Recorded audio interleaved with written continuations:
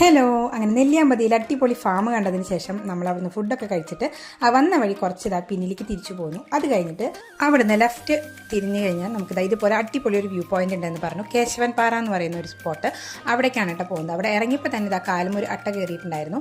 പിന്നെ അത്ര വലിയ സംഭവം ഒന്നും ആയില്ല, ചെറുതായിട്ടൊന്ന് ബ്ലഡ് പുറത്തേക്ക് പോയെന്ന് മാത്രം. അട്ടയെ നമ്മൾ റിമൂവ് ചെയ്തിട്ട് അവിടുന്ന് വ്യൂ പോയിന്റ് കാണാനായിട്ട് പോവുകയാണ്. അതിൻ്റെ ഓപ്പോസിറ്റ് തന്നെയായിട്ട് AVTയുടെ ഒരു പ്ലാന്റേഷൻ ഉണ്ട്. അപ്പോൾ ഇവിടെ പാസ് എടുക്കണം. എൻട്രി പാസ് എടുക്കാൻ കുറച്ച് നേരം നമ്മൾ വെയിറ്റ് ചെയ്യണം. കാരണം ഇവിടെ ഗൂഗിൾ പേ മാത്രമേ ഉള്ളൂ. അതുകൊണ്ട് തന്നെ നെറ്റ്വർക്ക് കവറേജ് ഒന്നും അധികം ഇല്ലാത്തതുകൊണ്ട് കുറച്ചധികം നേരം വെയിറ്റ് ചെയ്താലാണ് നമുക്ക് ടിക്കറ്റ് കിട്ടുക. അങ്ങനെ നമ്മൾ അതിൻ്റെ ഉള്ളിലേക്ക് കടന്നു. കുറച്ച് ദൂരം, ഒരു 10 മിനിറ്റോളം നടക്കാനുള്ള ദൂരമേ ഉള്ളൂ. ഏകദേശം ഒരു 400 മീറ്റർ. അതങ്ങനെ നടന്ന് ഉള്ളിൽ കൂടെ ഈ കാട്ടുകൂടെ നടന്നു കഴിഞ്ഞാൽ നമുക്ക് പാറയുടെ മുകളിൽ എത്താനായിട്ട് പറ്റും. അപ്പോൾ ഒരു ട്രക്കിംഗ് എക്സ്പീരിയൻസ് കൂടി നമുക്ക് ഇവിടെ വന്നാനായിട്ട് കിട്ടും കേട്ടോ. അവിടെ എത്തിക്കഴിഞ്ഞാൽ അടിപൊളിയാണ് കേട്ടോ. ഒരു വലിയൊരു പാറ, കേശവൻ പാറ എന്നാണ് അതിൻ്റെ പേര്. അധികം ബുദ്ധിമുട്ടൊന്നുമില്ല കയറാനായിട്ട്. നമുക്ക് ഈസി ആയിട്ട് മുകളിലേക്ക് കയറാം. വിശാലമായിട്ടുള്ള ഒരു പാറ. അവിടെ നിന്ന് കാണുന്ന വ്യൂ ആണ് കേട്ടോ ഈ കാണുന്നത്.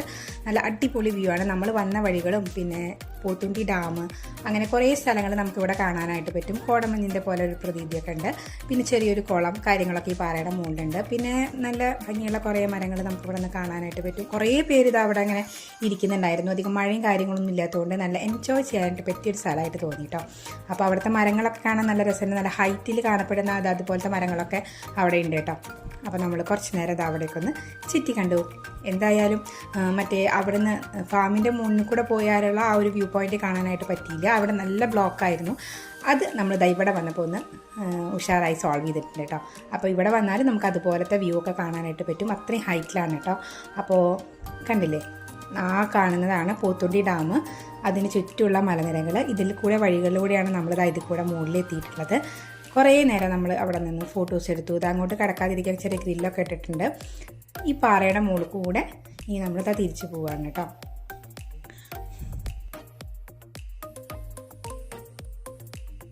ഇടയ്ക്ക് നടവില്ലാതെ ചെറുതായിട്ട് മഴയൊക്കെ പൊടിയുന്നുണ്ടായിരുന്നു. അപ്പോൾ ഇതേപോലെ മഴയിൽ കുളിച്ച് നിൽക്കുന്ന ഒരു കാടിൻ്റെ പോലെയാണ് കേട്ടോ. നമുക്കിതിൻ്റെ ഉള്ളിലേക്കൊന്നും കടക്കാനായിട്ട് പറ്റില്ല. ആ ഒരു വഴി കൂടെ മാത്രം, ആ പാറയിലേക്കുള്ള എൻട്രി മാത്രമേ ഉള്ളൂ.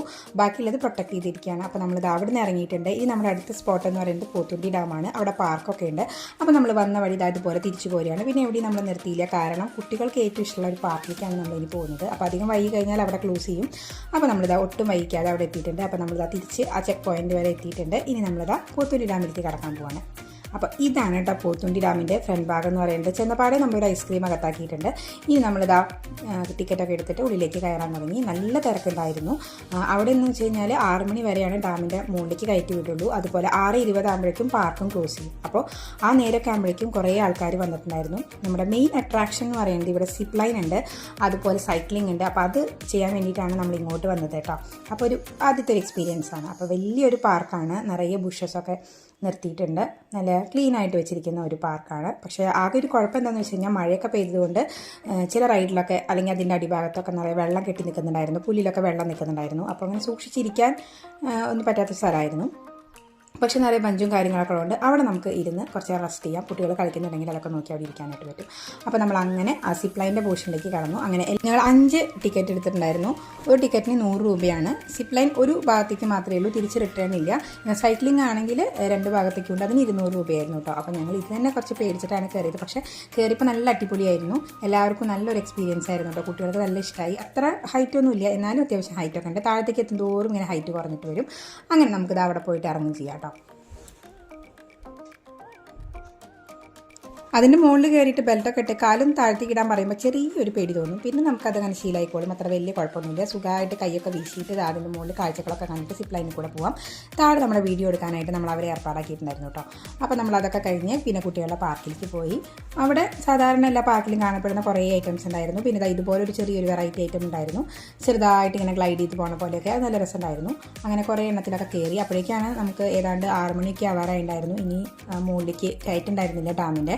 അപ്പോൾ കുറേ പേര് അവിടെ അനൗൺസ്മെൻറ്റൊക്കെ കേട്ടപ്പോൾ എല്ലാവരും കൂടിയിട്ട് ഡാമിലേക്ക് കയറാനുള്ള തിരക്കിലായിരുന്നു കേട്ടോ. ആദ്യമായിട്ട് ക്യൂ നിന്നിട്ട് ഡാമിൽ കയറിയത് ഇവിടെ വന്നിട്ടാണ് കേട്ടോ. കാരണം എന്താണെന്ന് വെച്ച് കഴിഞ്ഞാൽ ഒരു വഴി മാത്രമേ ഉള്ളൂ മുകളിലേക്ക് കയറാനായിട്ട്. അതുപോലെ ഡാമിന് താഴത്തേക്ക് ഇറങ്ങാനായിട്ടും ഒരു വഴി മാത്രമേ ഉള്ളൂ. അപ്പോൾ ഇത് കൂടിയാണ് അങ്ങോട്ടും ഇങ്ങോട്ടും ആൾക്കാർ പോകുന്നത്. അതുകൊണ്ട് തന്നെ അത്യാവശ്യം നല്ല തിരക്കുണ്ടായിരുന്നു. ക്യൂ നിന്ന് ഒരു 5-10 മിനിറ്റ് നിന്നിട്ടാണ് നമ്മൾ മുകളിലേക്ക് തന്നെ ഒന്ന് കയറിയത്. അപ്പോൾ നമ്മളെ നേരത്തെ നെല്ലിയാമ്പതിയിൽ വെച്ച് കണ്ട ആ ഡാമിൻ്റെ മുകൾ ഭാഗം നമുക്ക് അങ്ങനെ കാണാം. അത്യാവശ്യം വലിയൊരു ഡാമാണ്. കുറേ പേര് നിന്ന് സപ്പോർട്ട് കൊടുക്കുന്നുണ്ട്. അതാണല്ലോ മെയിൻ. പിന്നെ നമ്മൾ ഡാം കാണാൻ മാത്രമായിട്ട് വരുന്നത് വെച്ചാൽ നമുക്ക് ഇവിടെ കുറേ നേരം സ്പെൻഡ് ചെയ്യാനായിട്ട് പറ്റും. അല്ല നമ്മൾ നെല്ലിയാമ്പതിയും കണ്ടിട്ടാണ് ഡാം കാണുന്നതെന്ന് വെച്ച് കഴിഞ്ഞാൽ ആദ്യം നെല്ലിയാമ്പതി ഹിൽസൊക്കെ കണ്ട് അവിടെ എൻജോയ് ചെയ്തിട്ട് ഇങ്ങോട്ട് വരുന്നതായിരിക്കും നല്ലത് കേട്ടോ. ഞങ്ങൾ അങ്ങനെയാണ് ചെയ്തത്. അതുകൊണ്ട് തന്നെ രണ്ടും നല്ല കറക്റ്റായിട്ട് കുറേ നേരം നമുക്ക് എൻജോയ് ചെയ്യാനായിട്ട് പറ്റിയിട്ടുണ്ടായിരുന്നു. അപ്പോൾ കണ്ടില്ലേ, ഇനി ആൾക്കാർ ക്യൂ നിൽക്കുകയാണ് മുകളിലേക്ക് കയറാനും ഇറങ്ങാനൊക്കെ ആയിട്ട്. അപ്പോൾ ഇതൊരു ക്ഷീണമാണ്, കാരണം കയറി വന്നതിൻ്റെ ഒരു ക്ഷീണമാണ്. പിന്നെ പാർക്കിലധികം കളിക്കാൻ പറ്റാത്തതിൻ്റെ ഒരു ചെറിയ സങ്കടം കൂടിയുണ്ട്. അതാണ് കാണുന്നത്. അപ്പോൾ നമ്മളിതാ പിന്നെ പെട്ടെന്ന് ഇറങ്ങി, കാരണം നല്ലോണം ക്രൗഡഡ് ആയിക്കഴിഞ്ഞാൽ ഒരൊറ്റ വഴി കൂടെ ഇറങ്ങുമ്പോൾ കുറച്ച് ഡേഞ്ചറസ് ആണ് സംഭവം. അത്യാവശ്യം ഹൈറ്റ് ഉണ്ടല്ലോ, ചിലപ്പോൾ വീഴാനൊക്കെ ചാൻസ് ഒക്കെ ഉണ്ട്. അപ്പോൾ അങ്ങനെ നമ്മൾ താഴെ ഇറങ്ങി.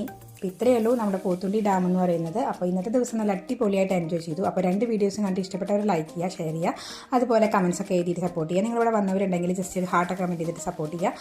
ഇനി വരാത്തവരുണ്ടെങ്കിൽ ഈ റൂട്ടൊക്കെ ഒന്ന് വന്ന് ഈ സ്ഥലങ്ങളൊക്കെ കണ്ടിട്ട് ഒന്ന് എക്സ്പ്ലോർ ചെയ്യാം. അടിപൊളി സ്ഥലമാണ്, നമുക്ക് അടുത്തൊക്കെ ഉള്ളൊരു നമ്മുടെ കേരളത്തിലുള്ളൊരു അടിപൊളി സ്ഥലങ്ങളിൽ ഒന്നാണ്. അപ്പോൾ അത്രയേ ഉള്ളൂ ഇന്നത്തെ വീഡിയോ. അങ്ങനെ നമ്മൾ താഴത്തേക്ക് ഇറങ്ങി ഏതാണ്ട് ഒരു 6:30 ആകുമ്പോൾ ക്ലോസ് ചെയ്യുമ്പോഴേക്കും നമ്മൾ വീട്ടിലേക്ക് തിരിച്ചു പോകുന്നു കേട്ടോ. അത്രയേ ഉള്ളൂ. അപ്പോൾ ഡാമാണോ നെല്ലിയാമ്പതി ഹിൽസാണോ ഇഷ്ടപ്പെട്ടതെന്ന് ചോദിച്ചു കഴിഞ്ഞാൽ അതിനൊരു ഉത്തരമില്ല. രണ്ടും 2 തരം വെറൈറ്റി എക്സ്പീരിയൻസ് ആയിരുന്നു. അപ്പോൾ ബൈ.